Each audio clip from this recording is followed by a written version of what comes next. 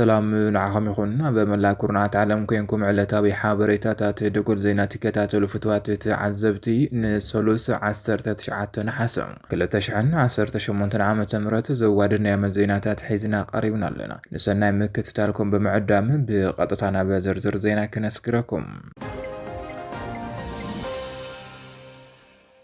በተፈለማይ ዜናና እንተንጀምር በትግራይ ወረዳ ጽዊ ተወሰኸና ድሮን መጥቃዕቲ ተፈጽሞ ኃይል አየር ኢትዮጵያ ናብ ሎሚ ዕለት 19 ነሓሰ 2018 ዓመተ ምህረት ዘውግሕ ለይቲ ሰዓት 7 ፈረቓን ኣብ ወረዳ ጽዊ ናይ ድሮን መጥቃዕቲ ፈጽሞ ተማልወና በክልተ ዘዋታት ትግራይ ናይ አየር መጥቃዕቲ ዝተፈጸመ እንትኾን ኣብ ዝሓለፉ ሰሙናት እውን ተኸታታሊ መጥቃዕትታት እናተኻየደ ይርከብ ኃይል አየር ኢትዮጵያ ናብ ሎሚ ዕለት 19 ነሓሰ 2018 ዓመተ ምህረት ዘውግሕ ለይቲ ሰዓት 7 ፈረቓን ኣብ ወረዳ ጽዊ ናይ ድሮን መጥቃዕቲ ምፍጻሙ ተሓቢሩ ብተወሳኺ እውን ትማሊ ኣብ ክልተ ዘዋታት ትግራይ ማለት እውን ዘዋ ሰሜን ምዕራብን ዘዋ ደቡብን ተመሳሳሊ ናይ አየር መጥቃዕቲ ከም ዝተፈጸሙ ካብ ዝወፁ ዘለዉ ሓበሬታታት ንምርዳእ ተኻኢሉ ኣሎ ኣብ ዝሓለፉ ተኸታተልቲ ሰሙናት ብወገን ፌደራል መንግስቲ ኣብ ልዕሊ ህወሓት ናይ አየር መጥቃዕትታት እናተፈጸሙ ይርከቡ ተኾነ ግን መንግስቲ ፌደራል ብዛዕባ ዞም ብተደጋጋሚ ይፍጸመለዉ ዝበሃሉ ዘለዉ ናይ አየርን ድሮን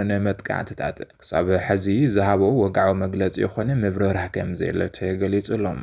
ይኹን እምበር ኣብ ትግራይ ክሳብ ዛጊድ ዳርጋ ብሕድሕድ መዓልቲ ክበሃል ዝከኣል ደብዳብ ድሮን እናተፈጸመ ይርከብ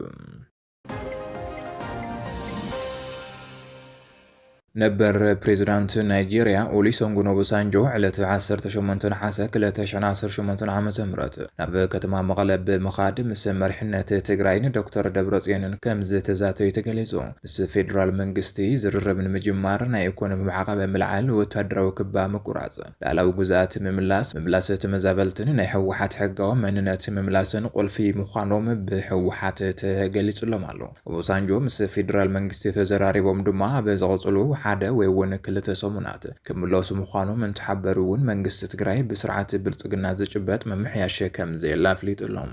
ነበር ፕሬዝዳንት ናይጄሪያ ኦሉሴጉን ኦባሳንጆ ዕለት 18 ነሓሰ 2018 ዓመተ ምህረት ናብ መቐለ ዘካየድዎ ምብጻሕ ኣቐዲሙ ብስሩዕ ዝተተሓዘ ቆጸሮ ዘይኮነስ አንደበት ዝተገበረ ነይሩ እንተኾነ ግን ፕሬዝዳንት መንግስቲ ትግራይ ፕሮግራሞም ብምምዕርራይ ረኺቦም ኣዘራሪቦም ከም ዘለዉ ብህወሓት ዝውነን ቢሮ ጉዳያት ኮሙኒኬሽን ትግራይ ገሊጾም ኣብቲ ዝተገበረ ዘተ ኣብ ዝሓለፈ ሰነ 2018 ዓመተ ምህረት ብዝተገበረ ምርዳ መሰረት ትርጉም ዘለዎ ክትትል ብዘይ ምግባሩ ወጥሪ ከም ዝገደደ ዝሓበሩ መራሕቲ ትግራይ ምስ ፌደራል መንግስቲ ዝርርብ ንምጅማር ናይ ኢኮኖሚ ማዕቀብን ዕፅዋን ምልዓል ምቁራጽ ወታደራዊ ክባን ተፈጢሩ ዘሎ ወጥሪ ምዝሓልን ላዕላውነት ግዛት ትግራይ ናብ ንወር ምምላስ ተመዛበልቲ ድሕንነቶምን ክብሮምን ብዝሓለዎ መንገዲ ምምላስ ፖለቲካውን ሕጋውን መንነት ህወሓት ዝብሉ ቅድመ ኩነታት ኣቐሚጦም ከም ዘለዎ ተገሊጹ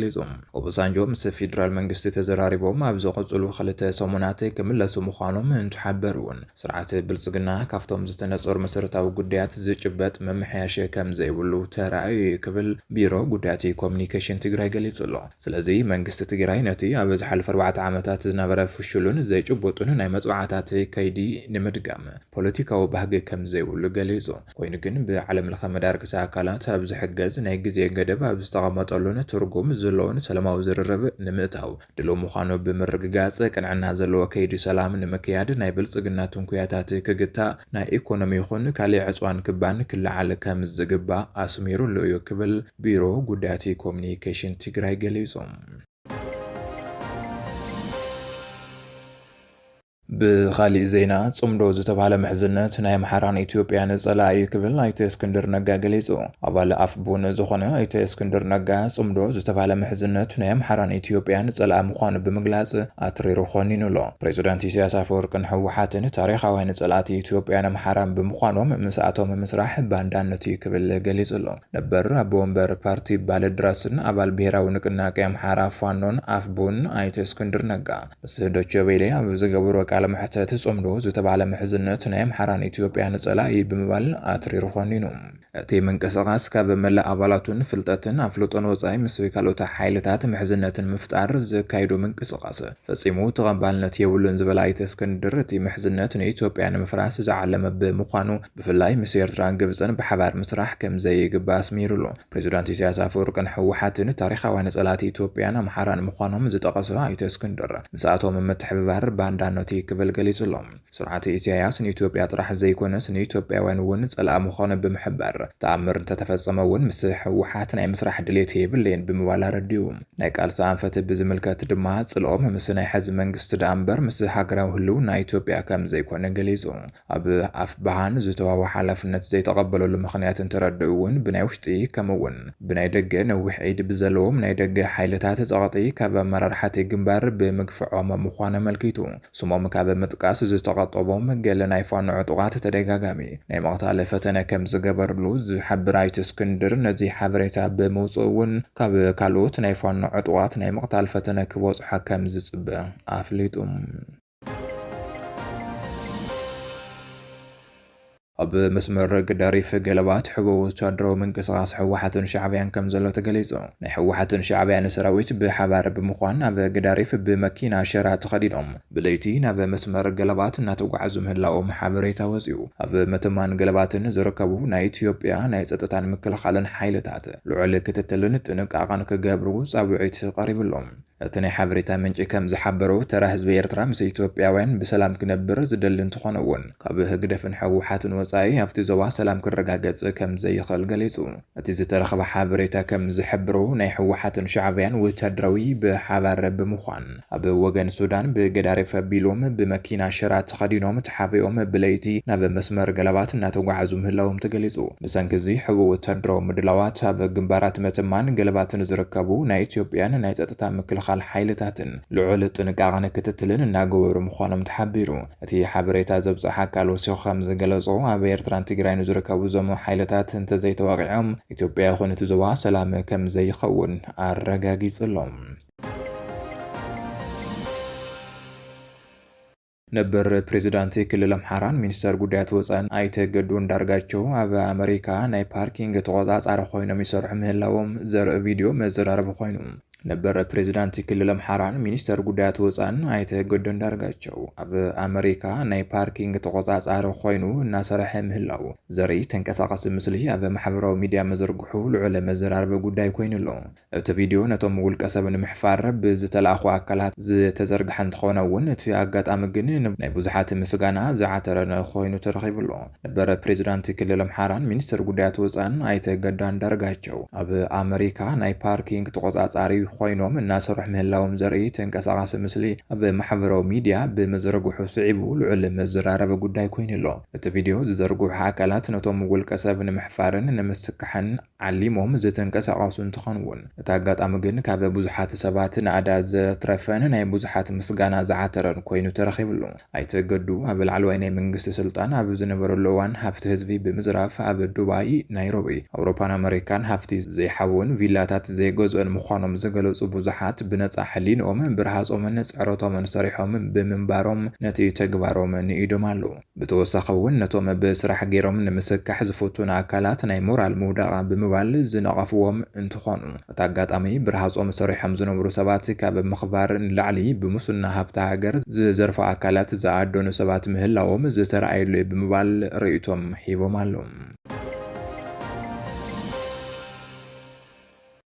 ኣሜሪካ ናይ 200,000 ሰባት ቪዛ ክትሰርዝ ምዃና ተገሊጹ ምሕዳር ዶናልድ ትራምፕ ኣብ ታሪኽ እቲ ዝዓበየ ናይ ቪዛ ምስራዝ ስጉምቲ ንምውሳድ እናተዳለወ ምህላው ተገሊጹ ብናይ ንግድን ቱሪዝምን ቪዛ ናብ ኣሜሪካ ኣትዮም ዕቁባ ዝሓተቱ ወይ እውን እናኣተው ዝርከቡ ክሳብ 200,000 ዝበጽሑ ዜጋታት ወጻኢ ሃገር ክስረዙ እዮም ሚኒስተር ጉዳያት ወጻኢ ምስ ናይ ውሽጢ ሃገር ድሕንነት መስሪያ ቤት ብምውሃድ ካብ 2016 ክሳብ 2026 ኣቆጻጽራ ኣውሮፓውያን ዝተዋህቡ ቪዛታት ምስራዝ ምድላው አጠናቀቅሎም وابغال ሚኒስተር ጉዳያት ወፃኢ ኣሜሪካ ቶሚ ፒጎት ከም ዝሓበሮ እዚ ዝውሰድ ዘሎ ስጉምቲ ንሓፂር እዋን ብዑደት መፂኦም ነቲ ቪዛ ንቋሚ መንበሪ ንዝተጠቐምሉ ሰባት ንምቁፅጻር ዝዓለመ እዩ። እዚ ናይ ቪዛ ምስራዝ ስጉምቲ ሰባት ብኡንብኡ ኣብታ ሃገር ንኽወፁ ዘይግበር እንትኾነ እውን ሕጋዊ ናይ ጉዕዞ ኩነታቶም ዘስእንን ብምዃኑ ልዑል ናይ ሕግን ክስን ክገጥሞም ምዃኑ ትገሚቱሎ። ምምሕዳር ዶናልድ ትራምፕ ኣብዚ ኣቐዲሙ እውን ኣብ ልዕሊ ናይ ቪዛ ኣመልከቲ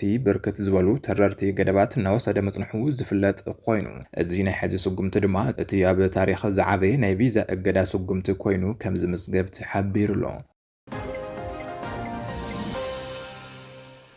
ኣብ መወዳእታ ሶርያ በዘመነ ኣሳድ ዓብይ ሙፍቲ ንዝነበረ ሃይማኖታዊ መራሒ ንሕልፈት ክእሰር ፈሪዳ። ቤት ፍርዲ ሶርያ ኣብ እስልምና ሃይማኖታዊ መራሒ ንዝነበረ ዓብይ ሙፍቲ ኣሕመድ ባድሩዲን ሑሴን ንሕልፈት ከም ዝፈረደ ጸብጻብ ማዕኸን ዜና ቢቢሲ ይሕብር። ወዲ 77 ዓመት ኣሕመድ ካብ 2005 ክሳብ 2021 ኣብ ሶርያ ዝለዓለ ደረጃ ዝነበረ ሃይማኖታዊ መራሒ ኮይኑ ልዑል ደጋፊ ፕሬዝዳንት ሶርያ ነበር በሽር አልዓሳድ እዩ። ቤት ፍርዲ ሶርያ ነቲ መራሒ ነበር ንኩናት ሕድሕድ ኣብ ምትብባዕን ግጭት ኣብ መንጎ ጉጅለታት ሃይማኖት ኣብ ምልዓዓልን ኩነልካ ቀትለት ብምትብባዕ ኣብ ቀትለት ብምትሕብባር ሃይማኖታዊ ስልጣኑ ብዘይ ኣገባብ ብምጥቃምን ካልኦት ገበናትን ኣብ ምፍጻምን ብዝነበሮ ኢድዩ ንሕልፈት ፈሪድዎ ዘሎ። እቲ ቤት ፍርዲ ንብረቱ ክውረስ እውን ከም ዝኣዘዘ ጸብጻባት ይሕብሩ። ኣሕመድ ኣብ እዋን ኩናት ሕድሕድ ሶርያ ንኣሳድን ወተሃደራዊ ስርሒታት መንግስትን ብዝገበሩ ሓያል ደገፊ ዝፍለጥ ነቐፍቲ ናይ በርሚል ቦምብ ሙፍቲ ኢሎም እውን ሳጓ ሂቦም ምንባሮም ተገሊጹ ዘሎ። ኣብ ወርሒ መጋቢት 2025 ካብቲ ሃገር ክወፅእ ኣብ ዝፈተነሉ እዋን ኣብ እግራዊ መዕርፎ ነፈርቲ ዶማስቆ ተታሒዙ። መስርሕ ፍርዱ ኣብ ወርሒ ሰነ 2026 ዝተጀመረ ኮይኑ ኣኽበርቲ ሕጊ ናይ ሞት ፍርዲ ክወሃቡ ሓቲቶም እኳ እንትነበሩ ኣብ መወዳእታ ግን ቤት ፍርዲ ሶርያ ንሕልፈት ከም ዝፈረዶ ኣፍሊጡሎ። صخبركم تخطاتلتي مدباتنا نزي ساعات زوادنا يم زيناتا تابزي زازي من لنا نمكتسالكم نمسجن سلام.